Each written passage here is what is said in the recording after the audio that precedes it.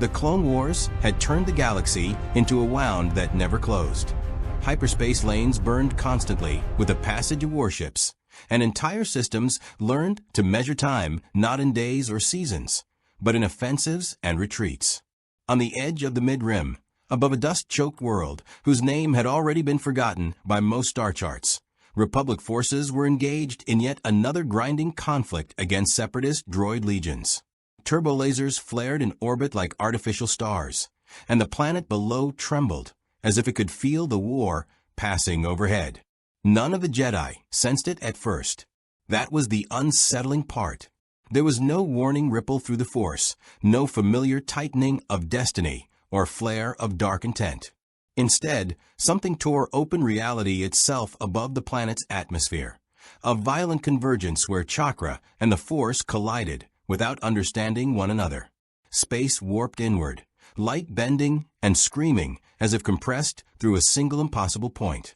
Then, with a thunderclap that echoed through vacuum itself, something was expelled. A body. Naruto Uzumaki fell like a meteor.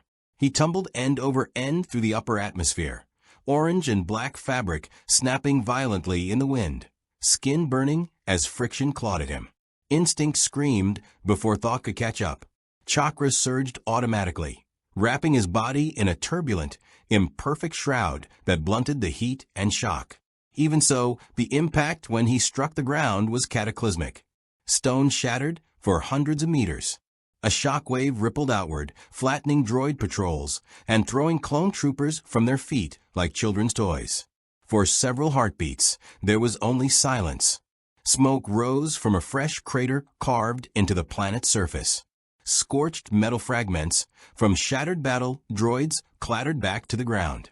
Blaster fire had ceased entirely in this sector of the battlefield, not because orders had been given, but because every being, organic or artificial, had frozen in confusion. Naruto lay at the center of the crater, staring up at a sky that felt wrong.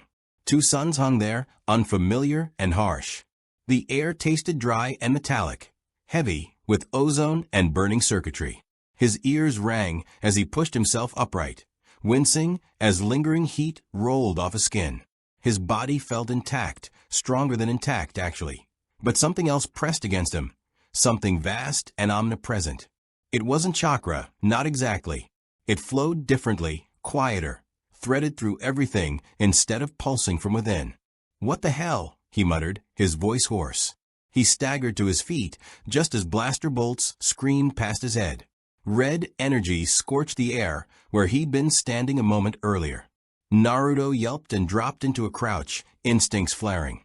He twisted aside as another bolt grazed his shoulder, heat biting but failing to penetrate fully thanks to chakra reinforcement. He glanced toward the source and saw lines of skeletal metal soldiers advancing, weapons raised, optics glowing with lifeless precision. "Okay," Naruto said breathlessly, eyes wide. "Definitely not home." He didn't hesitate. He never had. Naruto lunged forward, chakra flooding his legs. The ground exploded beneath him as he crossed the distance in a blur. A droid tried to track him. Its head snapped sideways as Naruto's fist connected, shattering it into scrap. Another raised its rifle. Naruto slid beneath the shot and drove an uppercut through its torso. Metal flew. Sparks rained. Clone troopers watched in stunned silence as the orange-clad stranger tore through the droid line with feral efficiency. He moved without blasters, without armor, without hesitation, weaving between shots that should have killed him a dozen times over. Chakra-enhanced strikes crushed durasteel like tin. When a squad attempted to flank him, Naruto slammed his palms into the ground, channeling energy outward. The shockwave flipped droids and clones alike, though he angled it instinctively to avoid lethal force on the humans. "Hold fire," a clone commander barked, scrambling to regain order. "That's not a separatist." Naruto skidded to a halt, chest heaving, surrounded by wreckage. He raised his hands slowly, eyes darting between the unfamiliar soldiers in white armor. They moved like trained shinobi, but everything else about them was alien. Their weapons, their armor, the symbols stamped across their pauldrons. "Ah," Naruto said, forcing a grin despite the tension. So, anybody want to tell me where I am? Before anyone could answer, the air shifted. Naruto felt it before he saw it. That strange energy he'd noticed earlier. The invisible presence threading through the world. Suddenly bent toward a single point. 3 figures emerged from the haze of battle, robes snapping in the wind, lightsabers igniting with distinctive hums. Blue, green, a third yellow. Jedi. Obi-Wan Kenobi studied the scene with a calm that bordered on unsettling. His eyes lingered on the crater, the destroyed droids, the standing figure at its center. He felt it now, unmistakably, the disturbance that had rippled through the Force only after the damage was done. It was powerful, chaotic, alive. Anakin Skywalker felt something else entirely. Excitement. This guy did all that. Anakin muttered, gesturing at the wreckage. Without a weapon? Ahsoka Tano tilted her head, montrals twitching slightly as she reached out with the Force. What she touched made her recoil. Master, I don't understand him. He's loud, but not dark. Naruto felt their attention like weight pressing against his skin. Not hostile. Not friendly. Assessing. Easy, Obi-Wan said, stepping forward, lightsaber lowered but ready. You're among allies. Lower your guard.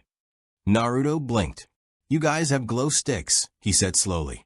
That's cool. Intimidating. Mostly cool. Anakin snorted despite himself. Obi-Wan raised an eyebrow. You appear to have fallen into an active war zone. Can you tell us your name? Naruto Uzumaki, he replied without thinking. And yeah, sorry about that entrance. Wasn't exactly planned. The Force brought him here, Anakin said, certain of it despite lacking proof. I can feel it. Naruto frowned. This Force thing, is that what this pressure is? 'Cause it's weird. Feels like chakra, but it's everywhere. The Jedi exchanged looks. You can perceive the Force without training, Ahsoka asked. Naruto scratched the back of his head. If it's anything like chakra, I kind of feel energy stuff by default. That was when everything went wrong. Separatist reinforcements poured over the ridge. Heavy units this time. Super battle droids, tanks rolling into position, artillery charging. Blaster fire lit the horizon again. No time, Obi-Wan said sharply. We'll talk later. Naruto grinned, adrenaline washing away confusion. Finally, someone making sense. He moved alongside the Jedi without being told, reacting instantly to shouted orders and unspoken cues. When Anakin leapt into the fray, Naruto followed, matching him blow for blow, movement for movement, as if they'd trained together for years. Chakra and the Force clashed and overlapped in chaotic harmony. Naruto deflected blaster bolts with spinning kicks and chakra bursts, while Anakin carved through metal with controlled fury. For the first time in years, Anakin laughed mid-battle. This is incredible, he shouted over the din. You fight like a Jedi who never learned restraint. Naruto shot him a sideways grin. Yeah, I get that a lot. By the time Republic gunships descended and the Separatists began to retreat, the battlefield had changed. Not strategically. Philosophically. Obi-Wan stood amid the aftermath, watching Naruto joke awkwardly with clone troopers who still weren't sure whether to salute him or keep their weapons ready. The Force around the young man was turbulent, raw, unfiltered, but undeniably aligned toward something bright. This changes things, Obi-Wan murmured. High above, unseen by those on the ground, Darth Sidious felt it too. A presence not bound by prophecy, not shaped by Sith or Jedi doctrine. Something forged by struggle, not destiny. He smiled. Naruto Uzumaki had entered the Clone Wars, and the galaxy would never be the same. Toward the end of the debrief, as medical droids scanned him and Jedi whispered urgently behind closed doors, Naruto glanced out at the stars through the viewport of a Republic cruiser. His world was gone. Whatever had pulled him here had done, so for a reason he didn't yet understand. But if this galaxy was at war, then he wasn't about to sit out. If you want to see how Naruto's journey as a Jedi unfolds, how he trains, struggles, and changes the fate of the Clone Wars, make sure you subscribe and let me know which character you want to see enter the Star Wars galaxy next. The Force stirred. Naruto expected a prison cell, or at least a room with bars, seals, maybe some kind of interrogation squad ready to poke and prod him until he cracked. That was how it usually went when people didn't understand power that didn't fit neatly into their systems. Instead, he found himself in a quiet meditation chamber aboard the Republic cruiser, seated cross-legged on a smooth Durasteel floor that had been polished until it reflected the soft glow of overhead lights. The calm felt deliberate, controlled. He didn't like it. The ship hummed gently around him, a constant vibration through the soles of his feet and into his bones. Outside the chamber's wide viewport, hyperspace stretched into endless blue-white streaks as the cruiser jumped away from the battlefield. Naruto watched it with narrowed eyes, trying to map the sensation to anything he'd known before. It wasn't teleportation, and it wasn't a summoning jutsu. It felt closer to being pulled through a river at impossible speed, while reality itself politely stepped aside. "Wild," he muttered. The door slid open with a soft hiss. Obi-Wan Kenobi entered first, hands folded into his sleeves, expression calm but alert. Anakin Skywalker followed a half-step behind, restless energy radiating from him like heat from a forge. Ahsoka lingered near the doorway, arms crossed, eyes sharp with curiosity. Naruto glanced up. "So, this is where you decide if I'm a threat or not." Anakin smirked. "Still deciding." Obi-Wan gave him a pointed look before turning back to Naruto. "We've brought you aboard for your own safety, and for answers. You demonstrated abilities we don't recognize, yet you fought with restraint and awareness. That matters." Naruto leaned back on his hands. "I wasn't about to kill people who looked like they were already on my side." "That alone tells us a great deal," Obi-Wan said. Ahsoka stepped forward, studying Naruto more openly now. "You said your power comes from something called chakra." "Yeah," Naruto replied. "It's life energy. Everyone has it, but some people can mold it, control it, use it for combat or healing. Where I come from, it's everything." Anakin frowned slightly. "Sounds a lot like the Force." "Sort of," Naruto said. "But different. Chakra comes from inside you. This Force thing, it feels like it's watching." Obi-Wan's expression softened. "The Force binds all living things together. It flows through us, but it is not owned by us." Naruto scratched his cheek. "Huh. Where I'm from, owning power usually ends badly." That earned a brief, humorless smile from Obi-Wan. Silence stretched as the Jedi exchanged subtle glances. Naruto felt it again, that pressure, like invisible hands brushing against his thoughts. He resisted automatically, chakra coiling defensively without conscious effort. The air in the room seemed to thicken. Anakin noticed immediately. "You're blocking us." Naruto blinked. "I am." "Yes," Ahsoka said, startled. "I can't read you at all when you do that." Naruto winced. "Sorry. Reflex." That was when Obi-Wan made a decision. "You have no formal connection to the Force as we understand it," he said carefully. "Yet you exist within it, and it responds to you in unconventional ways. The Council will want to see you." Naruto groaned. "Let me guess. Big room. Lots of old guys judging me." Anakin laughed outright this time. "You have no idea. The journey to Coruscant was unlike anything Naruto had imagined. The city planet unfolded beneath the cruiser in layers upon layers of towering spires, traffic streaming through the air like glowing veins." Naruto pressed his face close to the viewport, eyes wide. "Okay," he admitted. "That's awesome." But the wonder faded quickly once they reached the Jedi Temple. The moment Naruto stepped onto the temple grounds, the Force reacted. It wasn't violent. It wasn't hostile. It was curious. Naruto felt it swirl around him, brushing against his chakra network like two unfamiliar systems trying to share the same space. His instincts flared again, and he forced himself not to resist this time, letting the sensation wash over him. It was uncomfortable, like standing waist-deep in cold water that refused to stay still. Inside the council chamber, 12 Jedi Masters regarded him in silence. Yoda sat at the center, ancient eyes sharp and unreadable. Mace Windu's gaze was hard, calculating. Others watched with varying degrees of concern, interest, or outright suspicion. Naruto shifted his weight. Ahai! The silence stretched. At ease, young one, Yoda said at last, his voice gentle but heavy with authority. Unusual, your presence is. Disturbing, yet bright. Naruto swallowed. That's usually how people describe me. Mace Windu leaned forward. You wield immense power, without drawing from the Force. That alone makes you dangerous. Naruto met his gaze without flinching. Power doesn't make someone dangerous. What they choose to do with it does. A murmur rippled through the chamber. Anakin felt a strange jolt of agreement. Obi-Wan hid his reaction behind practiced composure. The Force does not lie, Kiadimundi said. Yet it struggles to define you. Good, Naruto shot back. I don't like being defined. Yoda studied him for a long moment. Thrown into this galaxy, you were. By chance or by will? Naruto hesitated. Images flashed through his mind. Battles fought, friends lost, promises made. I don't know, he admitted. But wherever I am, I don't run away when people need help. That settled something. The council did not imprison him, nor did they immediately accept him.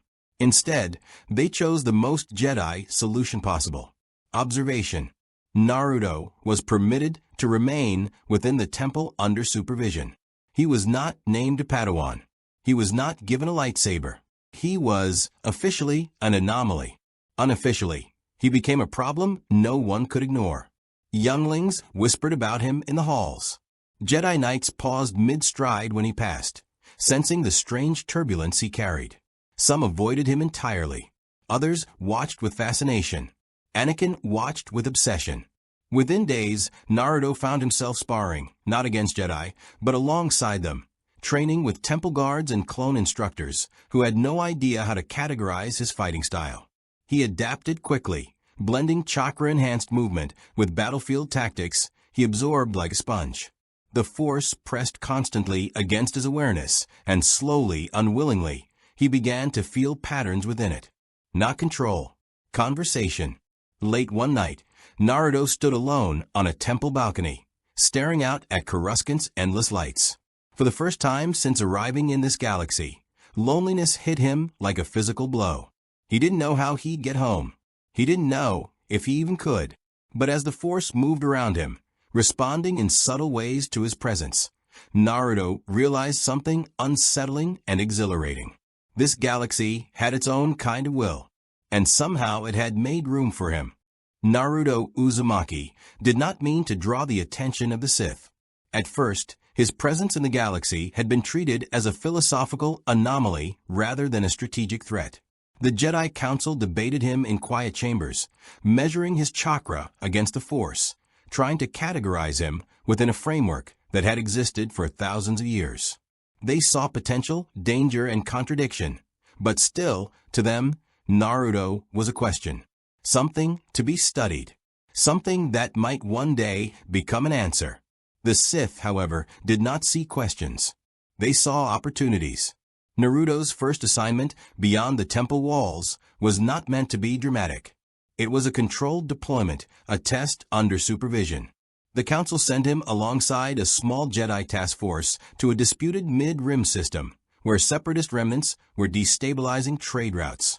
The mission was simple: protect a convoy, assess the threat, withdraw if resistance escalated. Naruto was not told this outright, but the true objective was observation. They wanted to see how he behaved under pressure, how his power manifested when lives were on the line, how he reacted when Jedi protocol clashed with instinct. Naruto felt at the moment they dropped out of hyperspace. The Force flowed differently out here, less ordered, more raw. It reminded him of borderlands between nations in his own world, places where rules bent and survival mattered more than doctrine. The sensation prickled across his skin, mixing uneasily with the chakra coiled inside him.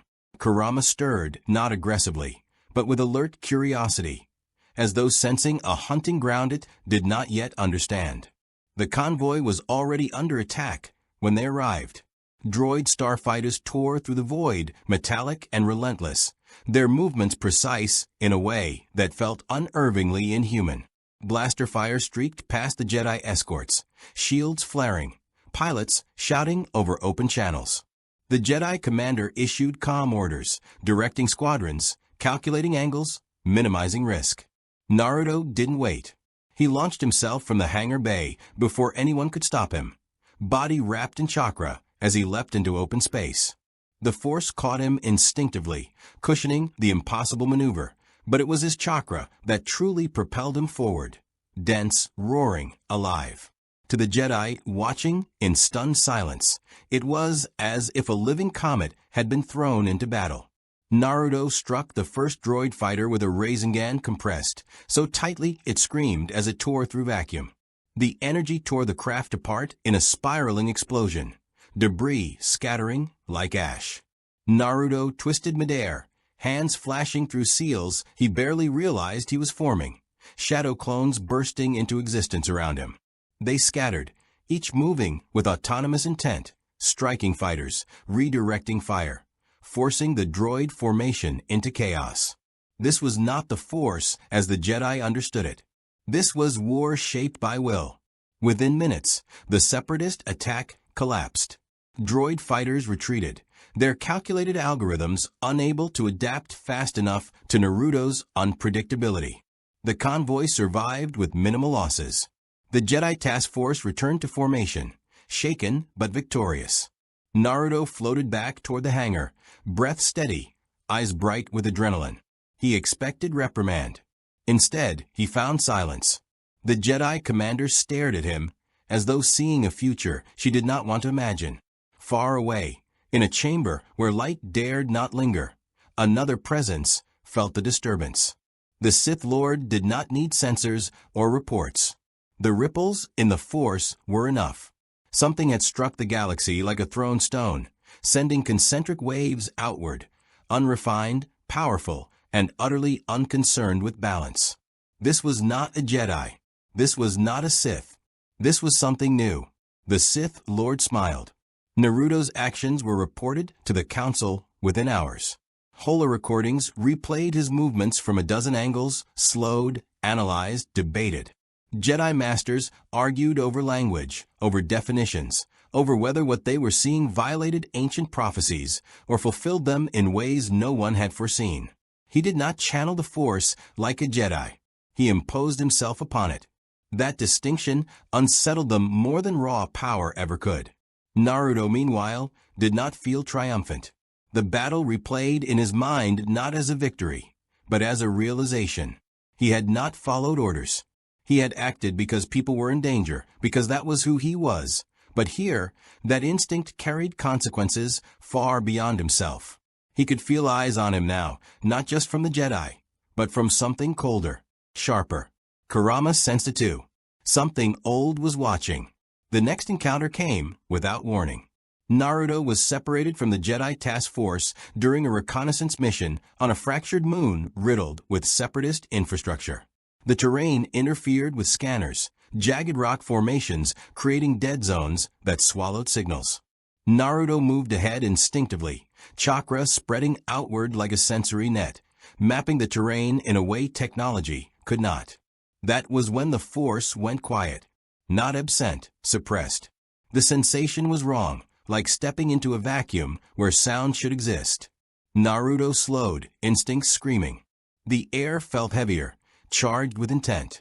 Then a figure emerged from the shadows, cloaked, hood drawn low, red lights igniting one by one.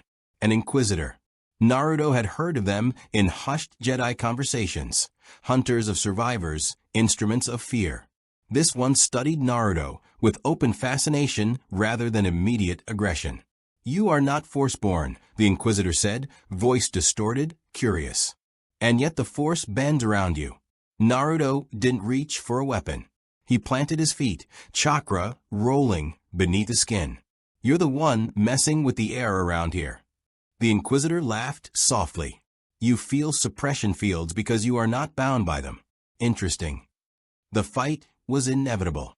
The Inquisitor struck first, red blade carving through stone, force-enhanced speed driving the attack.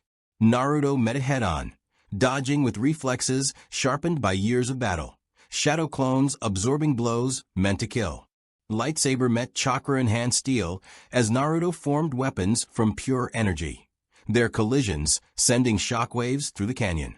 Force lightning cracked toward him, but Naruto redirected it instinctively, chakra acting as a grounding conduit rather than a weakness. The Inquisitor staggered, surprised for the first time. "You are untouched by fear," the Sith hunter said. "That makes you dangerous." Naruto lunged, Rasengan blazing, and the Inquisitor barely escaped, retreating into shadow with a promise unspoken but clear. The Sith had found him. When Naruto returned to the Jedi, the mood had shifted. The Council no longer spoke of observation. They spoke of protection, of containment, of whether Naruto's existence would draw the Empire's full attention sooner than the galaxy was ready for. Naruto listened, arms crossed, frustration simmering beneath the surface. He had lived his life being feared for what lived inside him. He had thought this galaxy might be different. He was wrong. The Sith's interest escalated quickly. Rumors spread through underworld channels of a chakra demon, a warrior who shattered battlefields without the Force. Bounty hunters whispered his name. Criminal syndicates began offering credits for information. The Empire quietly adjusted patrol routes, tightening its grip around regions Naruto had passed through. The galaxy was reacting. Naruto stood at the center of it, realizing that power alone would not decide his fate here. Choices would, and every choice would echo. The Jedi could not shield him forever. The Sith would not ignore him. The galaxy would not remain neutral. Naruto understood then that becoming a Jedi was no longer the question. The real question was whether this galaxy could survive something like him choosing his own path. Naruto began to understand that in this galaxy, movement itself was a declaration. Every hyperspace jump, every appearance on a new world, sent ripples outward through forces he could not fully see, but could feel pressing in from all sides. The Jedi watched him more closely now, not with suspicion exactly, but with a growing sense of responsibility mixed with unease. The Sith hunted in silence. The Empire adjusted its posture subtly, like a predator shifting its weight before a lunge. Even worlds untouched by the larger conflict seemed to react to him in ways Naruto could not explain, as though the chakra within him resonated with something ancient embedded deep in the fabric of the galaxy. The Council decided to send him away from Coruscant. Officially, it was framed as training, exposure to the wider galaxy, opportunities to learn restraint, diplomacy, and context beyond raw strength. Unofficially, it was dispersal, distance. If Naruto was a beacon, then better to keep that light moving than allow it to burn a single point bright enough to attract annihilation. Naruto accepted the decision without protest, though the familiar sting of quiet exile settled in his chest. He had lived this story before. Village outskirts, side missions, the unspoken hope that distance would solve a problem people were too afraid to confront directly. This time, however, he was not a child desperate for acknowledgement. He was older, sharper, and painfully aware that running did not stop consequences. It merely delayed them. He departed with a small Jedi delegation toward the Outer Rim, where Republic influence thinned and the Empire's shadow stretched long but uneven. Worlds out there survived through adaptability, alliances, and compromise rather than ideals. Naruto sensed that if he was going to find his place in this galaxy, it would not be at its shining core. The first world they stopped on was harsh and scarred, its surface carved by old conflicts and newer neglect. Industry dominated the skyline, smokestacks rising like broken towers against a dim sky. The Force here felt wounded, stretched thin by suffering and survival. Naruto felt an uncomfortable familiarity in it, a place shaped not by balance, but by endurance. The mission was simple on paper. Negotiate protection for a local settlement caught between imperial taxation and criminal exploitation. The Jedi intended to mediate, to leverage reputation and diplomacy. Naruto listened, nodded, and followed, But something gnawed at him the moment they entered the settlement. Fear clung to the streets like dust. People watched from behind shutters, eyes calculating risk with every breath. Diplomacy collapsed within hours. An Imperial patrol arrived unannounced, stormtroopers flooding the streets with mechanical precision. Their commander did not threaten or shout. He presented documents, demands, and deadlines. Compliance was expected, not requested. The Jedi attempted negotiation, invoking treaties and precedent, but the officer barely concealed his impatience. Naruto watched the exchange, jaw tight. This was not a battle yet, but it was violence all the same, structured, bureaucratic, disguised as order. The people here would comply, he knew. Not because they agreed, but because resistance meant erasure. When the first civilian was struck down for hesitating, Naruto moved. He did not attack immediately. He stepped forward, placing himself between the troopers and the crowd, chakra pulsing outward in a controlled wave that cracked stone beneath his feet. Stormtroopers raised blasters instinctively, uncertainty flickering through their rigid posture. "This ends now," Naruto said, voice calm but unyielding. The force reacted violently to his presence, surging and recoiling at once. The Jedi felt it like a pressure change, a storm forming too quickly to predict. The Imperial commander hesitated, not out of fear, but calculation. This was not a situation his training covered. The blasters fired anyway. Naruto moved faster than thought. Blaster bolts bent off course as chakra-infused motion carried him through the line, disarming troopers with precise, non-lethal strikes.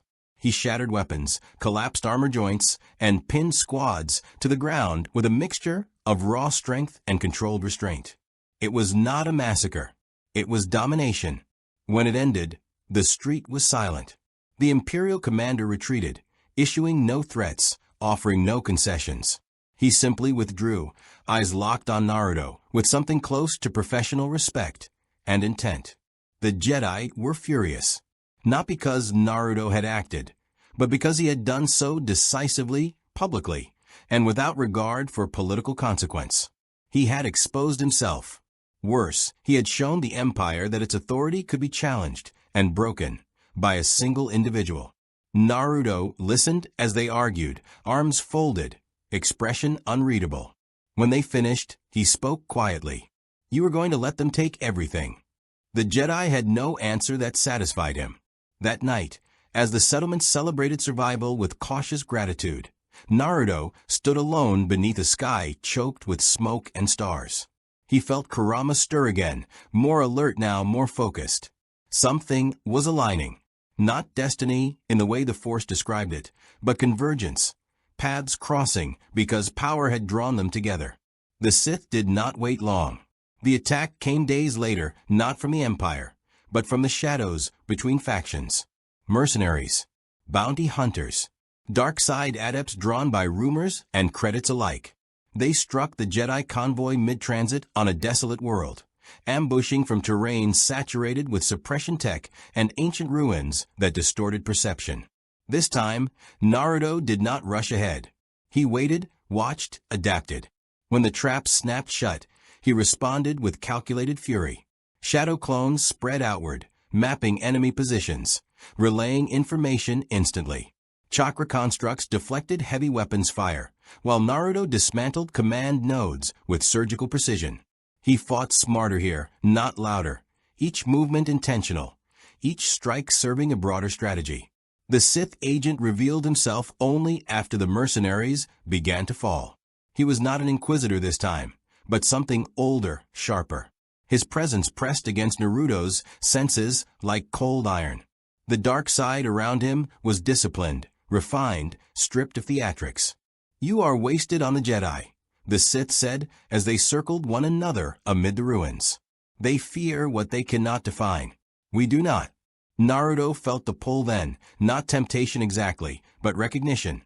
The Sith saw him clearly, not as an anomaly to be contained, but as power to be acknowledged. It was dangerous precisely because it was honest. "I don't need permission to exist," Naruto replied. The battle that followed was brutal and intimate. The Sith's mastery of the Force clashed violently with Naruto's chakra, each system resisting the other, neither yielding easily. Lightning tore across the battlefield. Rasengan collided with crimson blades, the ground itself fracturing beneath the strain. Naruto took its, real ones, learning in real time how the dark side adapted, how it probed for weakness not in power, but in conviction.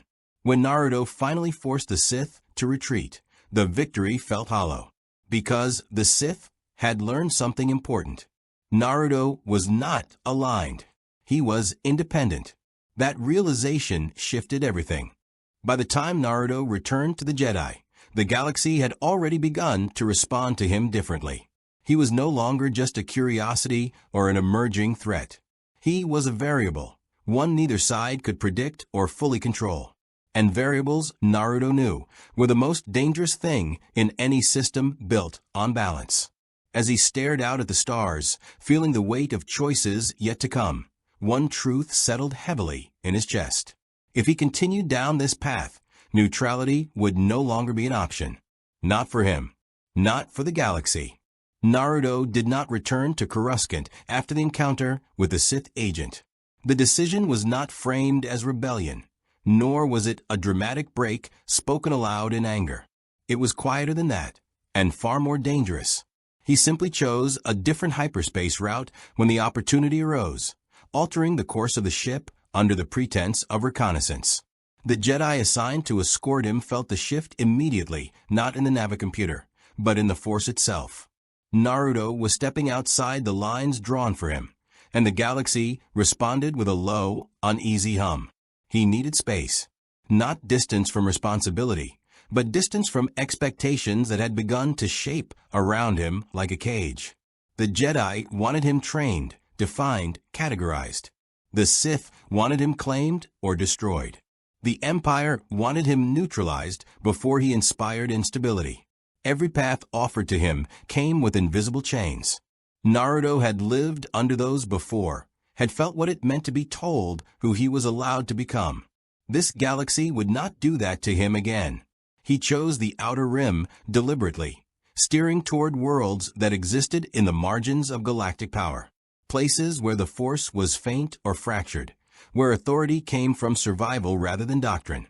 If he was going to decide who he was here, it would not be under the gaze of a council chamber or a Sith throne. The planet he landed on was dry, wind-scoured, and bruised by history. Ancient stone structures jutted from the sand like broken teeth, remnants of a civilization long erased by wars that no one remembered clearly anymore.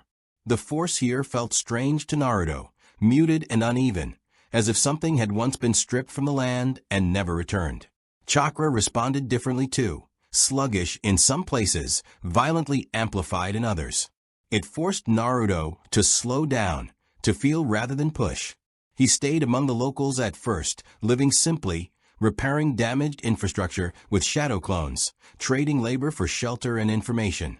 They did not ask who he was. They did not care. Power was common here in small, desperate forms. Strength was useful only if it kept the next crisis at bay. For the first time since arriving in this galaxy, Naruto felt something like balance. Kurama noticed it too. The fox's presence within him shifted, less restless, more contemplative.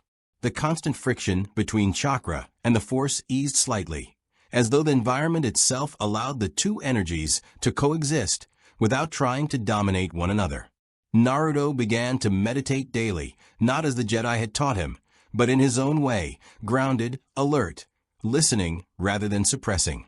It was during one of these meditations that he felt it, a disturbance, subtle but deliberate, threading its way through the planet's shallow connection to the Force.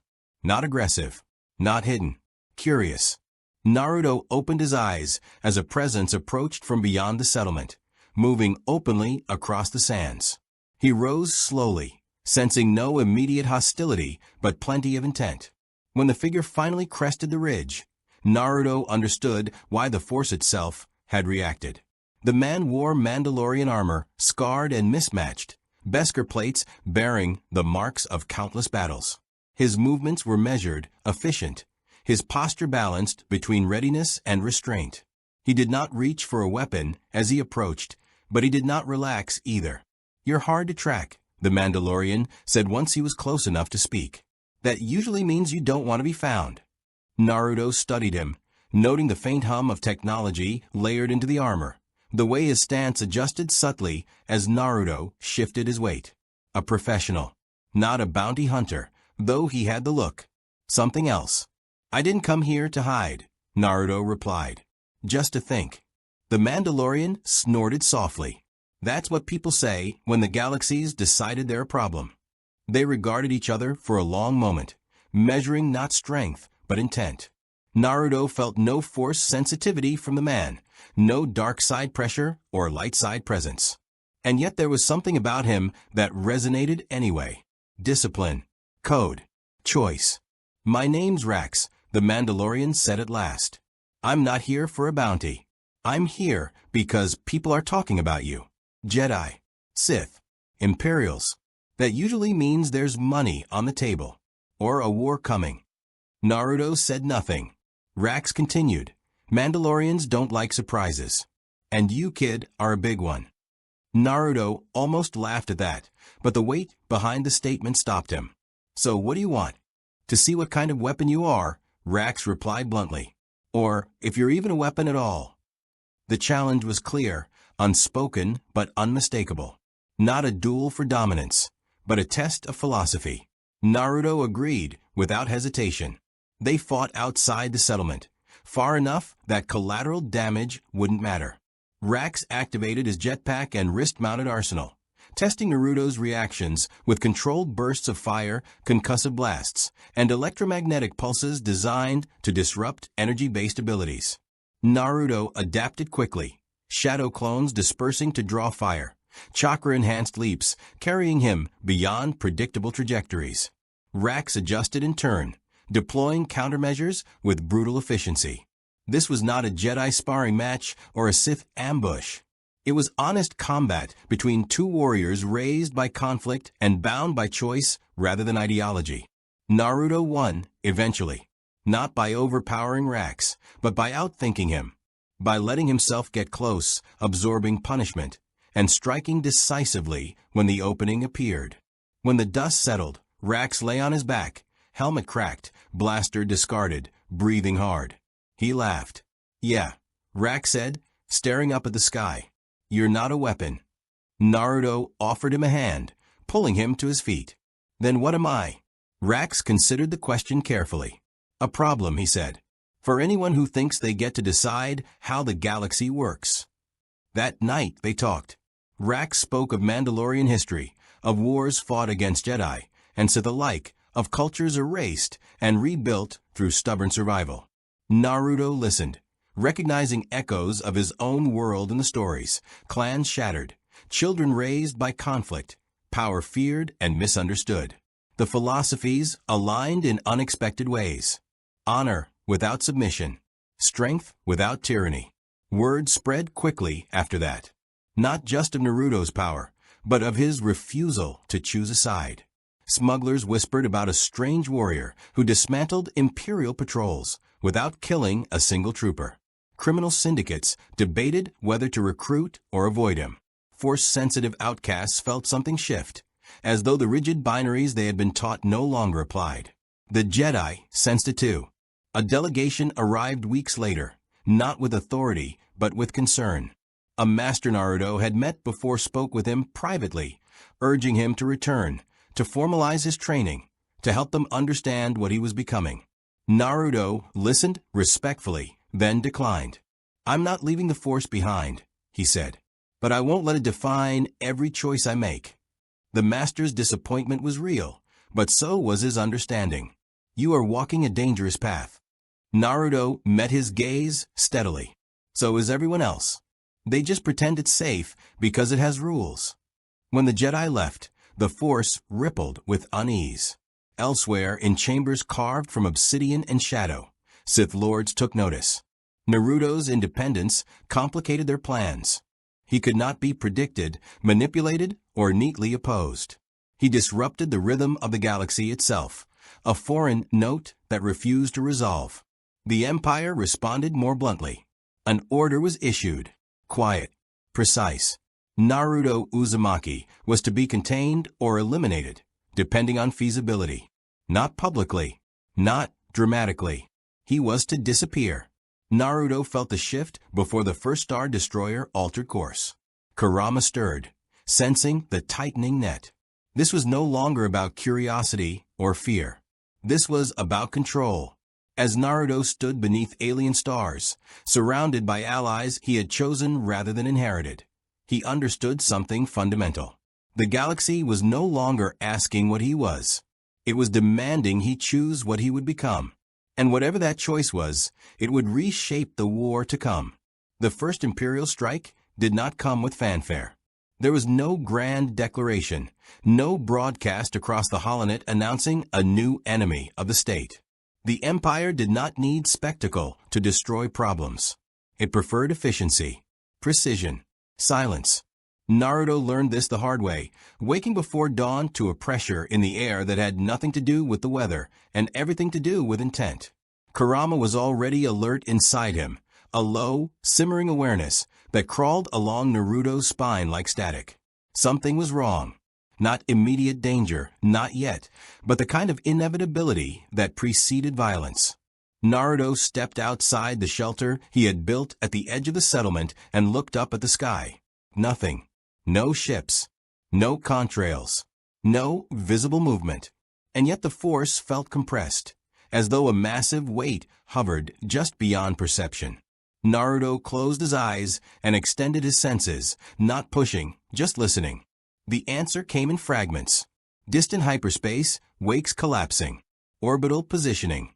Cold discipline layered over raw firepower. The Empire was here. He moved through the settlement quickly, quietly, waking Rax and the others without panic. This was not a place built for evacuation, but it was not helpless either. These people had survived long before Naruto arrived. They would survive again if given time. Rax did not ask questions. He read Naruto's expression and began issuing orders with practiced clarity, dispersing non-combatants into prepared shelters carved deep beneath the stone ruins. Old Mandalorian habits resurfaced easily. Defensive lines. Redundant escape routes. No wasted motion. Naruto helped where he could. Shadow clones reinforcing barriers, sealing tunnels, stabilizing structures weakened by age. Chakra flowed smoothly here, more cooperative than it had been on Coruscant. The planet, wounded though it was, seemed to accept him. That acceptance did not extend to the sky. The first drop ships descended without warning, slicing through the clouds like blades. White-armored stormtroopers poured out in disciplined waves, supported by scout walkers and aerial drones. They did not target the settlement immediately. They surrounded it. Containment. Naruto stepped forward before anyone else could. He did not hide. He did not posture. He simply stood where they could see him, chakra steady, force awareness open, daring the galaxy to blink first. An Imperial officer emerged from one of the dropships, his uniform pristine, his expression carefully neutral. Naruto Uzumaki, he said, voice amplified. By order of the Galactic Empire, you are to surrender yourself immediately. Resistance will result in the eradication of this settlement. Naruto felt the anger rise instantly, sharp and familiar. Kurama growled, dark chakra pressing against the edges of Naruto's control. Threats against innocence. Collective punishment. The Empire truly believed fear was enough. Naruto exhaled slowly and stepped forward. No, he said. The word carried farther than it should have, echoing across the sand and stone. It was not shouted. It did not need to be. The officer's jaw tightened. You do not understand the situation. Naruto smiled just slightly. I understand it perfectly. The first blaster bolt came before the officer finished his sentence.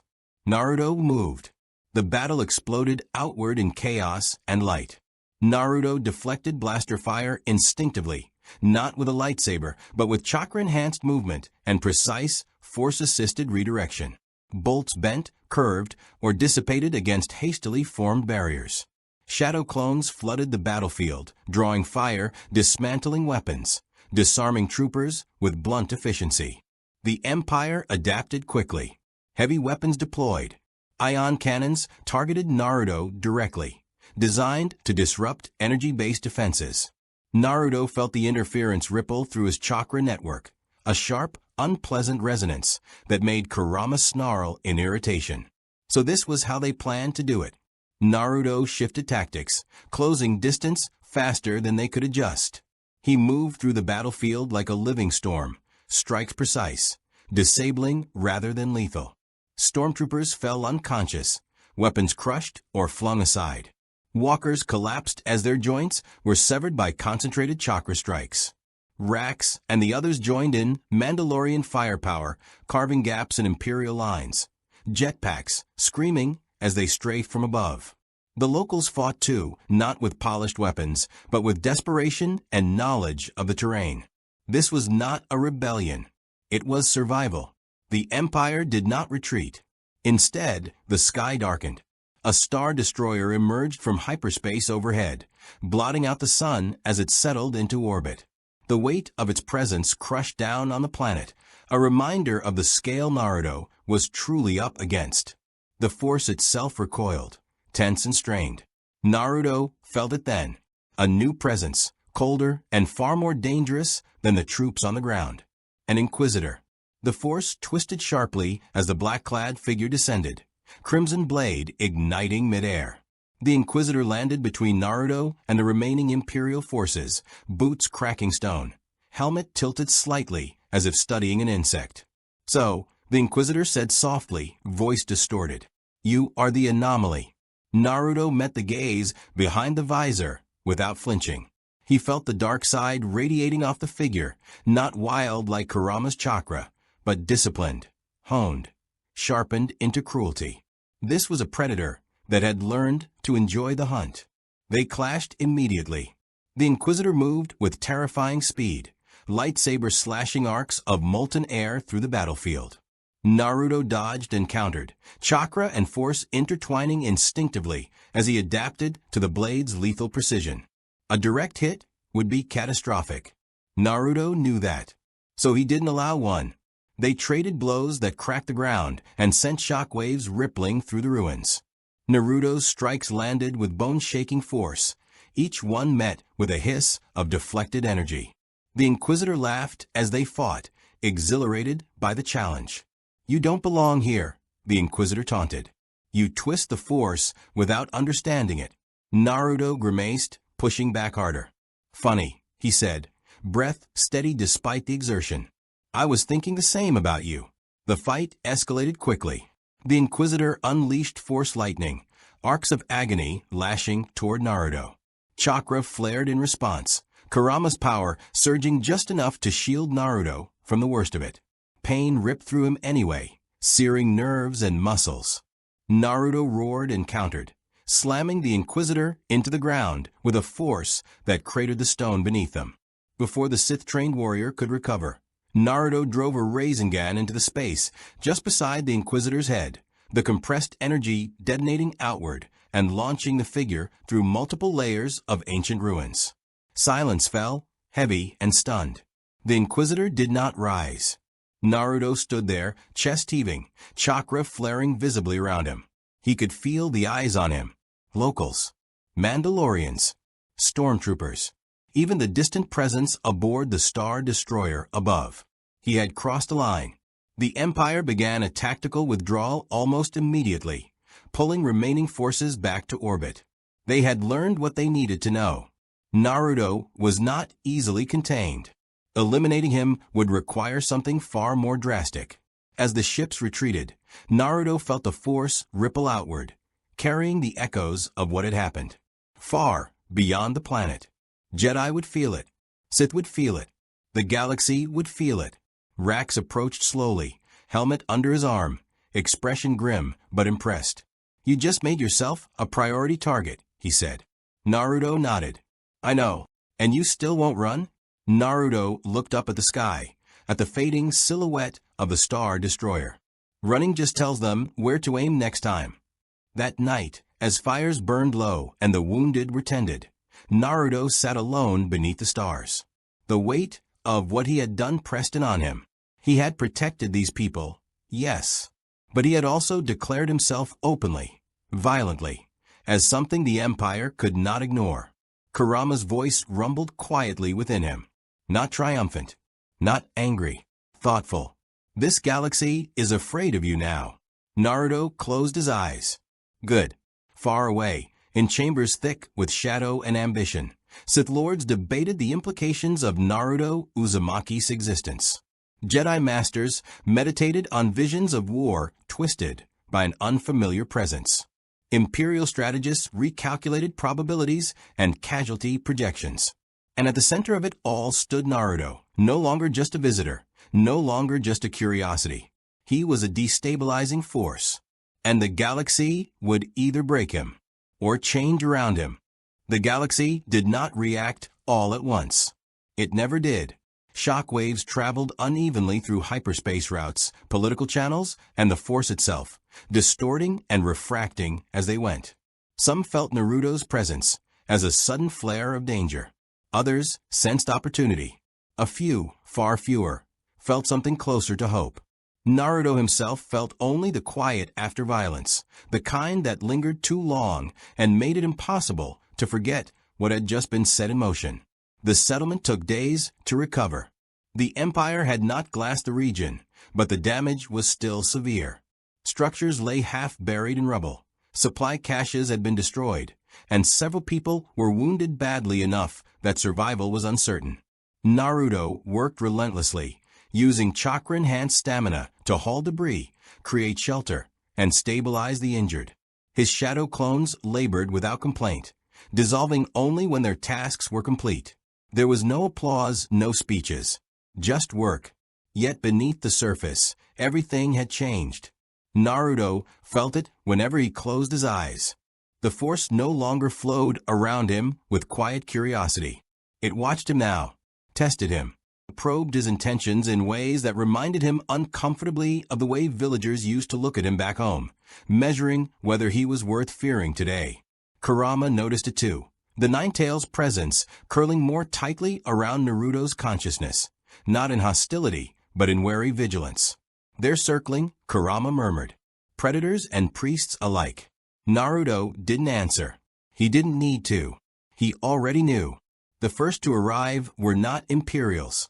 A battered freighter limped into the system 3 days after the battle, its transponder broadcasting an old, nearly obsolete identification code. The locals assumed it was a scavenger or a smuggler desperate enough to risk Imperial attention. Naruto felt the truth before the ship even touched down.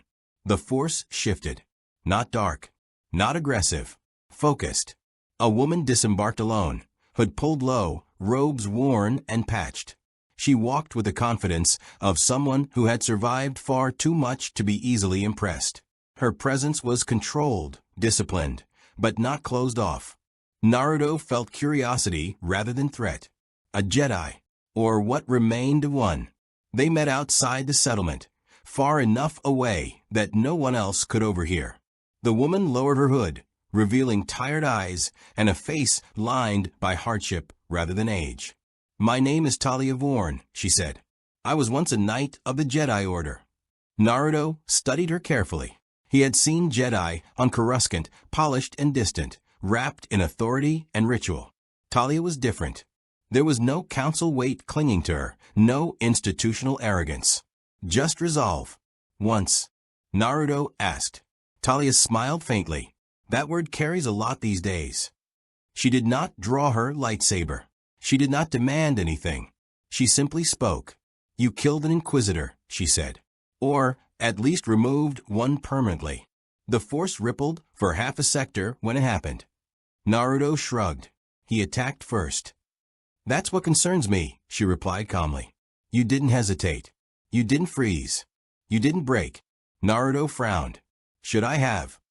Talia shook her head. "No.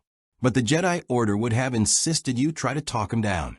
Or retreat. Or sacrifice the people you were protecting for the sake of some greater balance." Naruto's expression hardened. "That doesn't sound like balance." "It isn't," she said quietly. "It's fear disguised as wisdom." They spoke for hours. About the Force. About chakra, about the strange resonance between Naruto's energy and the living field that bound the galaxy together. Talia admitted she did not fully understand him, but she felt no corruption in him either. No hunger for domination. No lust for control. "You act," she said at one point, "because you choose to care." Naruto blinked, surprised by how precisely she'd put it. The conversation ended without promises. Talia did not ask Naruto to join the Jedi, nor did she offer training in the traditional sense. She warned him instead. "The Emperor knows about you now," she said. "Not as a rumor. Not as an anomaly. As a variable that threatens his future." Naruto exhaled slowly. "I figured." "He won't send more inquisitors," Talia continued. "Not yet. He'll try to understand you first. That's far more dangerous." After she left, Naruto felt the galaxy tighten around him again. The second group arrived a week later, and they did not come in peace. Mandalorians dropped from orbit like meteorites, their ships cutting through the atmosphere with aggressive precision. This time, there were no warnings, no negotiations beforehand. They landed hard, armor gleaming with Beskar, weapons already powered. Rax met them at the perimeter, helmet on, posture rigid. Naruto stood beside him, feeling the familiar tension coil through the air. The Mandalorian leader stepped forward, removing her helmet to reveal sharp eyes and a scar running from temple to jaw. "You're the one who stood against the Empire," she said, looking directly at Naruto. "And lived." Naruto nodded. "So far." A few of the Mandalorians laughed. Not mockingly, appreciatively. "We're Clan Varud," she said. "And we want to know if you're a weapon or a warrior." Rax bristled. "Careful." The woman raised a hand. "No offense intended. But the Empire is tightening its grip on our systems. Anyone who draws their attention becomes our problem. Or our ally." Naruto considered her words. He could feel their interest, sharp and pragmatic. Mandalorians didn't care about prophecy or balance. They cared about strength, honor, and survival. "What happens if I say I'm neither?" Naruto asked. "Then you're lying," she replied bluntly. "Everyone in this galaxy becomes something eventually." The Mandalorians challenged Naruto to a trial, not of raw power, but of combat discipline. No chakra blasts. No overwhelming force. Just controlled engagement. Naruto accepted. The duel lasted less than 5 minutes. Naruto adapted instantly, reading movement patterns, anticipating strikes, blending chakra-enhanced agility with precise force awareness. He didn't overpower his opponent. He outthought her, redirected momentum, exploited openings. When it ended, the Mandalorian warrior lay on her back, blade inches from her throat, Naruto breathing steadily above her. Silence followed. Then the leader laughed, loud and genuine. "Good," she said. "You fight like someone who understands consequences." They did not pledge allegiance. Mandalorians rarely did. But they shared information. Imperial patrol routes. Weapons caches. Rumors of something worse than inquisitors being prepared. "You've started something," the leader warned as they departed. "The Empire doesn't like variables. And the Sith don't like competition." That night, Naruto finally allowed himself to rest. He dreamed. Not of Konoha. Not of old battles. But of a vast throne room drenched in shadow, twin eyes burning with patient malice. A voice echoed through the dream, smooth and amused. At last, Naruto woke with a sharp inhale, sweat cooling on his skin. Kurama was silent, coiled tightly, uneasy. "That wasn't just a dream," Naruto whispered. Far away, Emperor Palpatine sat in meditation, fingers steepled, lips curved in a thin smile. The future was no longer fixed. The path to absolute control had gained an unpredictable obstacle, and that, more than any rebellion, intrigued him. Naruto Uzumaki was no longer merely surviving in the galaxy. He was being studied. The Empire did not move immediately, and that restraint unsettled Naruto more than open aggression ever could. Silence, in his experience, meant calculation. It meant someone was deciding the most efficient way to break you without wasting resources. The galaxy seemed to hold its breath and Naruto felt the pressure of it everywhere. In the way hyperspace lanes near the settlement grew quieter, in the sudden absence of patrols that had once been a constant threat, and most of all in the Force itself, which now pressed against his senses like a watchful presence refusing to blink. Naruto trained relentlessly during that waiting period, not out of fear, but preparation. He had learned enough about the Jedi to understand that formal instruction was no longer an option. Whatever knowledge survived the purge was scattered, hidden, or carried by people who could not afford to reveal themselves. If he was going to survive what was coming, he would have to carve his own understanding of the Force, one that could coexist with chakra rather than suppress it. He began by experimenting alone, far from the settlement, in a rocky valley where the ground bore the scars of ancient conflicts. Naruto created shadow clones and pushed them in different directions, some focusing entirely on chakra control, others attempting to manipulate the Force, as he had observed the Jedi do. The results were inconsistent. Chakra responded instantly, explosively, shaped by emotion and will. The Force moved differently, slower but deeper, like an ocean current that resisted being rushed. When he tried to force the two energies together, the backlash was immediate. The ground cracked, stones levitating before shattering violently. Naruto staggered, coughing as the air thickened around him. Kurama's presence flared protectively, steadying him.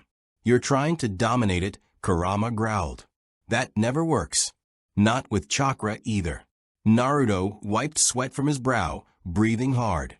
"I'm not trying to dominate it. I'm trying to understand it." "Then stop treating it like a tool," Kurama replied. "You don't treat people that way anymore." The words hit harder than any physical blow. Naruto closed his eyes and let his breathing slow. He remembered the lessons learned through pain and loss, how power gained through isolation always twisted back on itself, how bonds created strength without demanding control. Slowly, he adjusted his approach. Instead of pulling at the Force, he listened to it. Instead of imposing his will, he let his intent guide his movement. The change was subtle, but profound. The air around him steadied. Stones lifted gently instead of violently. His chakra no longer clashed against the Force, but flowed alongside it, distinct yet harmonious. Naruto felt something click into place, not mastery, but alignment. That was when the Force answered back. A presence brushed against his awareness, not Sith, not Jedi, but something ancient and wounded.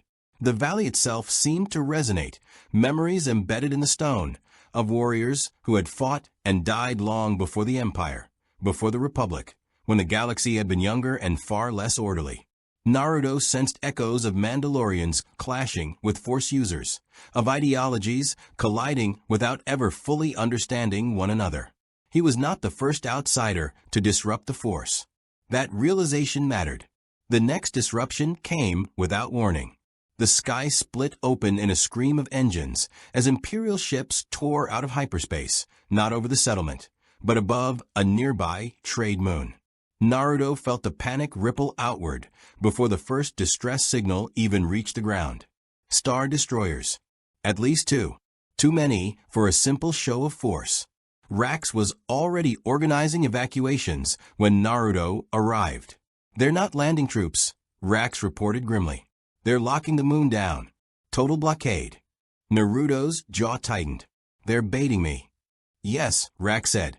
"And you're thinking of going anyway." Naruto didn't deny it. The moon housed thousands of civilians, traitors, families who had nothing to do with rebellion or resistance. If the Empire wanted to send a message, this was exactly how they would do it. Suffocation instead of slaughter, forcing a target to act or watch innocents suffer.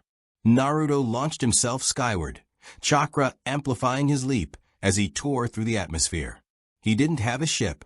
He didn't need one. The vacuum of space pressed against him, dangerous but survivable with careful chakra reinforcement. He felt the Force resist him here, stretched thin across the void, but it did not abandon him. Imperial sensors went wild. Turbolasers fired, bright lances of energy cutting through space. Naruto twisted, rolled, redirected himself mid-flight with precise bursts of chakra. feeling the Force tug at his movements like invisible hands guiding him between death and survival. One blast grazed him, heat searing across his side. Pain flared, sharp and immediate, grounding him. Good, he thought. Pain means I'm still alive. He landed on the hull of a Star Destroyer with enough force to dent the metal, boots skidding as he found balance. Alarms wailed instantly. Stormtroopers poured from hatches, blasters raised. Naruto moved. He didn't hold back this time. Shadow clones burst into existence across the hull, scattering in every direction. Blaster fire lit the darkness as clones engaged, some deflecting bolts with chakra-enhanced weapons, others using the Force to yank troopers off their feet and into the void. Naruto himself punched through a reinforced door, tearing his way into the ship's interior. The corridors were narrow, designed to funnel enemies. Naruto adapted instantly, using clones to overwhelm from multiple angles, switching places with them in blurs of motion that left troopers firing at empty air. He felt the Force reacting to him now, not as an obstacle, but as an amplifier, his intent sharpening every movement. Then the pressure changed. A presence descended like a collapsing star. Naruto froze mid-stride, instinct screaming. The air grew cold. The lights dimmed. From the far end of the corridor, a tall figure emerged, black armor gleaming, mechanical breath echoing like a death sentence. Darth Vader.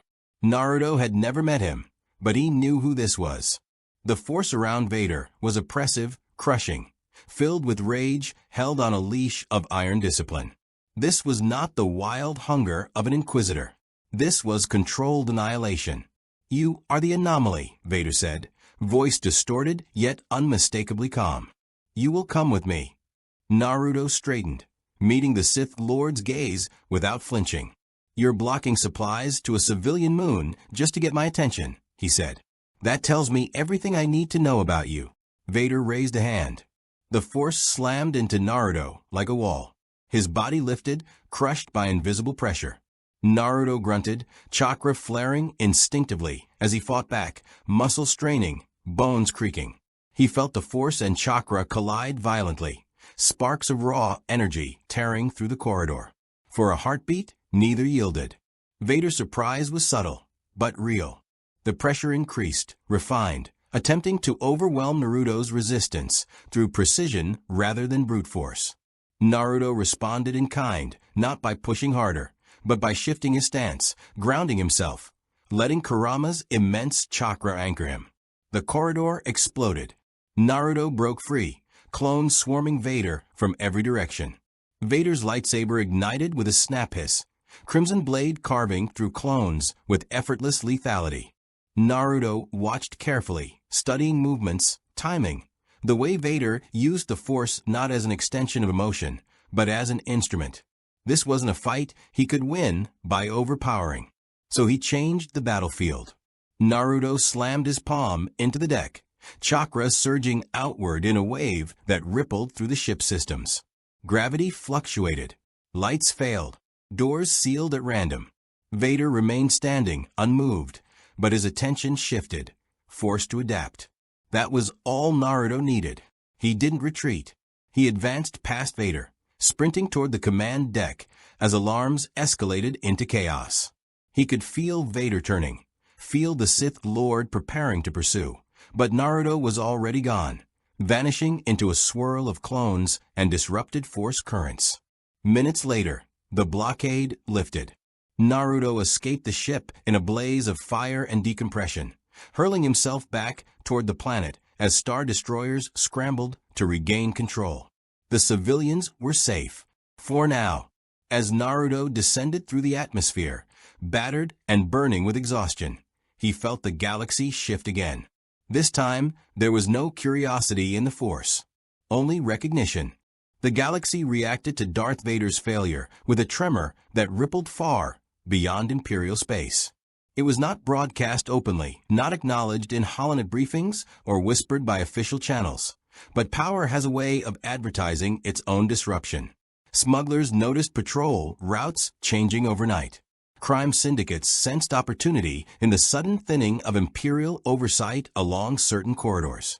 Hidden enclaves that had survived by staying invisible felt the pressure ease, just slightly, as if an enormous weight had shifted its footing. Naruto felt it most clearly in the Force. It was no longer watching him with curiosity. It was circling him. Every meditation now brought fragmented impressions, star systems he had never visited, figures cloaked in shadow, ancient structures buried beneath time and war. The Force was responding to his presence the way a living ecosystem reacts to an invasive species, not with rejection, but adaptation. Naruto wasn't outside the system anymore. He was inside it, changing its balance simply by existing. That realization carried a cost. The Empire would not tolerate an uncontrolled variable, especially one that had confronted Darth Vader and lived. Naruto understood that now, not as a threat, but as fact. Vader had tested him, measured him, and survived long enough to report. That meant the next move would not be cautious. It would be decisive. The warning came from an unexpected source. A Mandalorian courier arrived at the settlement under cover of darkness, his armor battered and scorched, the sigil on his chest partially burned away. He refused medical attention until he delivered his message directly to Naruto. When Naruto entered the dim shelter where the courier waited, the man removed his helmet with deliberate care. "They're coming for you," the Mandalorian said. "Not with ships, not with legions, with hunters." Naruto crouched in front of him. "Imperial bounty hunters?" The Mandalorian shook his head. "Worse. Old ones. The kind who don't work for credits. The kind who hunt beliefs." That made Naruto pause. The courier continued. "There's an ancient order the Empire digs up when the Sith want something erased completely. Force-sensitive trackers trained to adapt to anomalies. They don't fight like Jedi. They don't think like Sith. They exist to end things that shouldn't exist." Naruto felt Kurama stir uneasily. "That's new," the fox muttered. "I don't like new. Why warn me?" Naruto asked. The Mandalorian's mouth twitched in what might have been a smile. "Because you embarrass Vader. And because my people remember what it's like when Force users decide the galaxy belongs to them alone. If you're going to change things, at least make it hurt for the right reasons." Naruto nodded. "Thank you." The courier replaced his helmet and left before dawn. Naruto didn't wait. He knew better than to stay put and let the Empire dictate the battlefield. If hunters were coming, he would meet them somewhere the Force itself was unstable, somewhere the rules bent and snapped under pressure. He turned his attention to the impressions haunting his meditations and found one that resonated more strongly than the others. A dead world scarred by ancient conflict, its surface littered with broken spires and half-buried temples that hummed faintly with dormant power. A world the Force had not forgotten. The journey took days. Naruto traveled alone, moving through hyperspace aboard a borrowed freighter, his presence masked as best as possible. Even so, he felt eyes on him the entire way, not physical sensors, but awareness, like ripples forming behind his wake no matter how carefully he moved. The planet greeted him with silence. Its sky was perpetually overcast, clouds thick with ash and ionized debris. Lightning flashed without thunder. The ruins below stretched for kilometers, the remains of a civilization that had once believed itself eternal. Naruto stepped onto the cracked stone and felt the Force surge unevenly beneath his feet, fractured and volatile. "This place is angry," Naruto murmured. And tired, Kurama added, "like something that never healed." Naruto didn't have long to explore. The hunters arrived without spectacle. No dramatic entrances. No thunderous landings. They simply emerged from the ruins. 5 figures cloaked in muted armor that absorbed light rather than reflected it. Their faces were hidden behind smooth masks etched with symbols Naruto didn't recognize. But their presence in the Force was unmistakable, sharp, disciplined, and utterly focused. One of them spoke, voice echoing unnaturally. "You are the Convergence." Naruto rolled his shoulders, grounding himself. "You're the welcoming committee?" "We are Correction," another replied. "You do not belong." Naruto exhaled slowly. I've heard that before. They moved as one. The fight that followed was unlike anything Naruto had experienced in this galaxy. These hunters didn't rely on raw force power or theatrical displays. They anticipated him, countered him, adapted mid-strike. When Naruto unleashed shadow clones, they dispersed instantly, identifying the real Naruto with uncanny precision.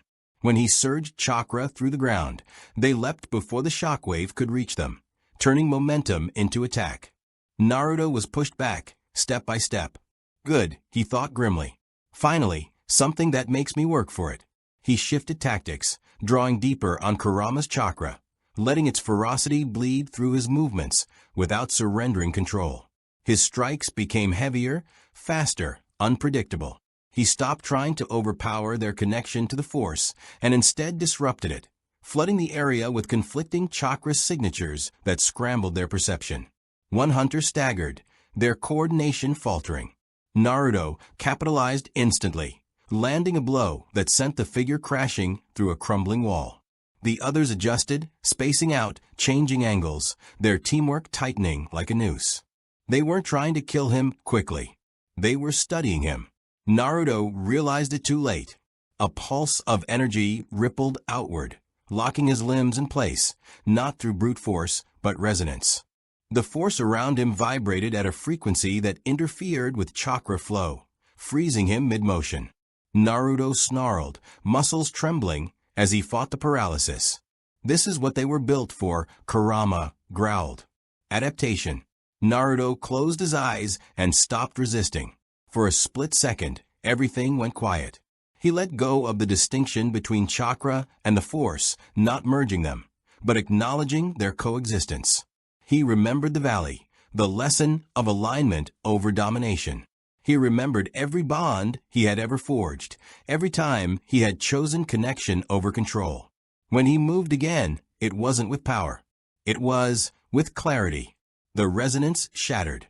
Naruto stepped forward, not breaking the hunter's hold, but slipping through it, his presence blurring in a way that confused both force perception and physical sight. He struck decisively, disarming one hunter, disabling another, forcing the rest to retreat into defensive positions they hadn't needed before. For the first time, hesitation crept into their movements. Naruto didn't press the advantage to kill. He stopped. The hunters froze, unsure. I don't want to erase you, Naruto said, breathing hard. I don't want to rule this galaxy. I don't want your empire, your Sith, or your Jedi. Then why do you fight? One demanded. Naruto met their gaze. Because people are suffering, and because power shouldn't belong only to those born into it.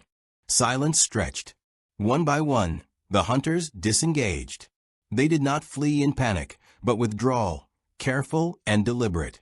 As they vanished into the ruins, Naruto felt something profound shift. The force did not recoil. It leaned closer, attentive. Elsewhere, far away, Darth Vader stood before the Emperor and knelt. The anomaly evolves, Vader said. He cannot be contained. The Emperor's smile was thin and knowing. Then we shall see what happens when the galaxy itself must choose.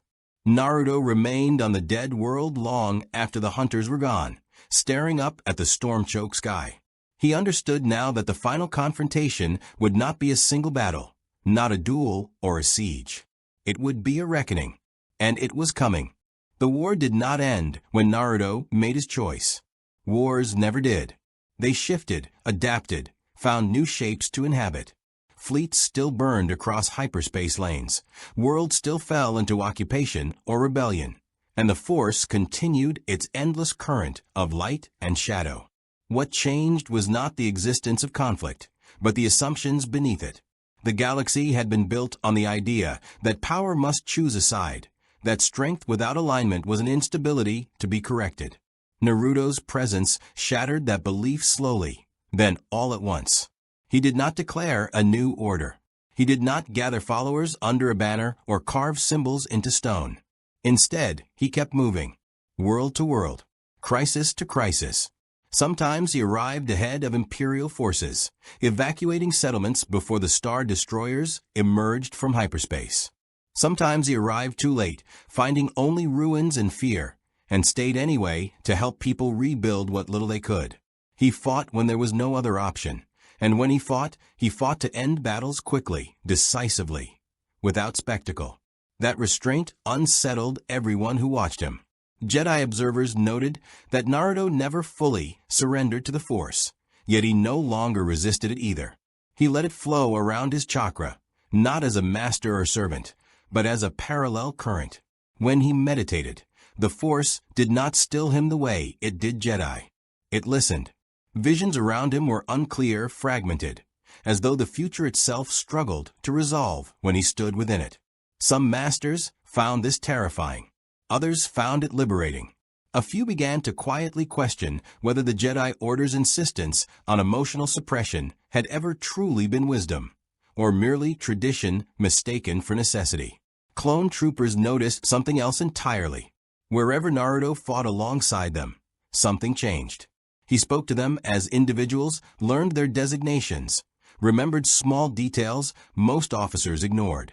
He laughed with them in brief moments between battles, trained with them when time allowed, and never treated their sacrifices as expendable. The Force did not bind clones together the way it did Jedi, but Naruto's presence forged something stronger than programming. Loyalty rooted in choice. Some clones began to hesitate when orders conflicted with conscience. The Sith felt the shift too, and it enraged them. Naruto did not fall to temptation. He did not crave domination or certainty. He denied the dark side its favorite leverage, inevitability. Without that, the Sith were forced to adapt, to plan around a variable they could not corrupt or predict. Sidious himself meditated on Naruto's existence, peering into futures that refused to stabilize.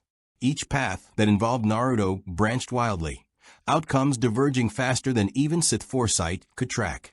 The Force itself seemed to recoil from forcing him into a role.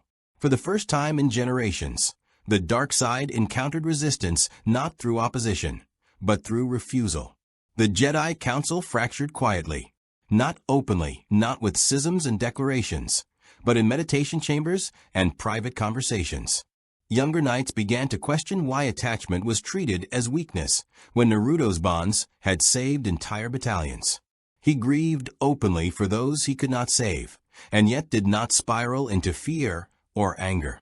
He carried loss the way he carried power, fully, honestly, without letting it consume him. Yoda sensed the change most clearly.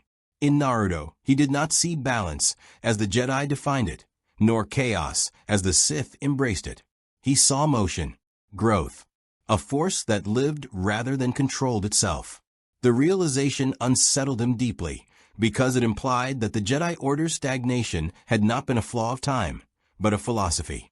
The galaxy responded in smaller ways too. Force-sensitive children born during Naruto's time began to exhibit strange traits. Not less power, but different instincts. They felt emotion without immediate fear. Their connection to the Force manifested in unpredictable ways, sometimes blending with natural talents rather than overwhelming them. Jedi recruiters noticed the pattern and did not understand it. The Sith noticed as well, and quietly began eliminating entire bloodlines when they could. Naruto noticed none of this at first. He was too busy surviving. The battle that finally forced everything into the open came on a world whose name history would barely remember. An outer rim planet, strategically insignificant, chosen precisely because it was expendable. The Empire deployed overwhelming force there, not to conquer, but to draw Naruto in. They knew by then that he would not ignore suffering, that he would not calculate acceptable losses. They were right. Naruto arrived to find the sky burning, and the ground littered with the wreckage of a doomed resistance. Jedi had been there too, a small detachment overwhelmed by numbers and firepower. When Naruto joined the fight, there was no time for strategy or restraint. The situation collapsed into raw survival. This was the moment the Jedi feared. Naruto unleashed everything. Kurama's chakra surged fully for the first time in this galaxy, vast and incandescent, rolling outward like a living sun. The Force reacted violently, not in rejection, but in resonance. For a brief, impossible instant, chakra and the Force aligned not in harmony, but in agreement. Naruto became the axis around which the battlefield turned. Imperial walkers disintegrated under concentrated chakra strikes. Starfighters spiraled out of the sky as Naruto leapt impossibly high, dragging them down with brute force and precise control. Blaster fire dissolved before reaching him, energy bending and unraveling as though reality itself refused to harm him. The Jedi felt it like a scream through the Force. This was not light or dark. This was will. Naruto saved everyone who could be saved. When the last Imperial ship retreated, when the fires died down and the wounded were tended, he stood alone amid the wreckage, exhausted beyond anything he had known before. Kurama receded quietly, drained but steady. Naruto dropped to one knee, breath ragged, the weight of what he had done finally crashing down on him. The Jedi who witnessed it did not speak. They could not. Doctrine shattered in that moment. The idea that emotion led inevitably to corruption could no longer survive what they had seen. Naruto had fought with rage, with desperation, with love for people he barely knew, and yet he had not fallen. He had not sought control. He had not claimed victory as entitlement. He had simply protected.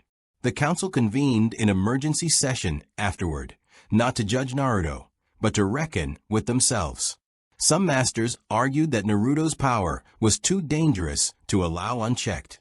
Others countered that trying to restrict him had already proven futile and counterproductive. A few quietly suggested that the Jedi Order itself might need to change if it wished to survive the war at all. Naruto did not attend. He left before they could summon him, not out of defiance, but out of clarity. He had done what he came to do. The galaxy did not need him to sit in judgment chambers or rewrite ancient codes. It needed him to remain what he was, a reminder that choice still mattered. When Obi-Wan found him later, standing on a quiet platform overlooking hyperspace lanes, Naruto did not turn around. "You're leaving," Obi-Wan said, not as a question. Naruto nodded. "I always was." Obi-Wan did not try to stop him.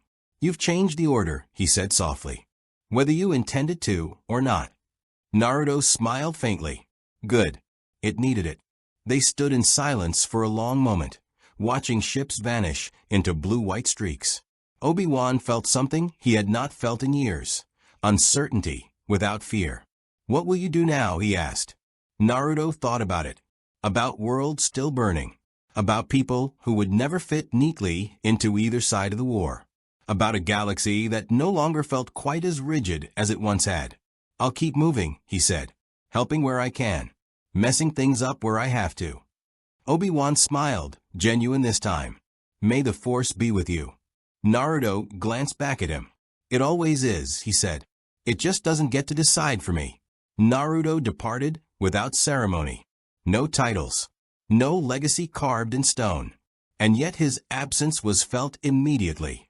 The Force flowed differently in the wake of his passing, less constrained, more fluid. Jedi training methods began to shift, slowly, cautiously. Sith plans unraveled, as their predictions failed more often than they succeeded. The war continued, but its shape was altered, its future less certain. The galaxy had learned something it could not unlearn. Power did not belong to the light or the dark. It belonged to those who chose what to do with it. And somewhere beyond the known hyperspace lanes, Naruto Uzumaki carried that truth forward, a fox-shaped ripple in the Force, leaving a trail of possibility behind him that no prophecy could ever contain. The galaxy never carved Naruto Uzumaki's name into its monuments, and that, in the end, was exactly right. History preferred symbols it could simplify, heroes it could categorize, villains it could blame. Naruto was neither. He was a disruption that refused to settle into myth, a presence that forced the galaxy to confront the lie at the heart of its endless war, that power must be owned, controlled, or feared in order to matter. Long after he moved on, the consequences of his choices continued to unfold. Jedi began teaching with caution instead of certainty, allowing emotion to exist without immediately treating it as corruption. Some failed. Others succeeded in ways the old order never could have imagined. Clones who had fought beside Naruto remembered what it felt like to be seen, and some carried that memory into decisions that quietly altered the course of battles no one would ever trace back to him. Even the Sith felt the damage he had done, not to their armies, but to their assumptions. The future no longer obeyed them as cleanly as it once had. Naruto did not end the war. He did something far more dangerous. He proved that the war was not inevitable. Across the galaxy, people began to act not because prophecy demanded it, but because they chose to. Small choices, almost invisible on their own, began to stack against the machinery of domination. The force adjusted, not broken, but reshaped by the presence of someone who treated it as a living companion rather than a destiny. Somewhere beyond the maps and the councils, Naruto kept moving. He fought when he had to, healed when he could, and laughed whenever the galaxy seemed too heavy to bear. He never became a Jedi. He never became a Sith. He became something far rarer. Proof that even in a universe ruled by the Force, free will could still change everything.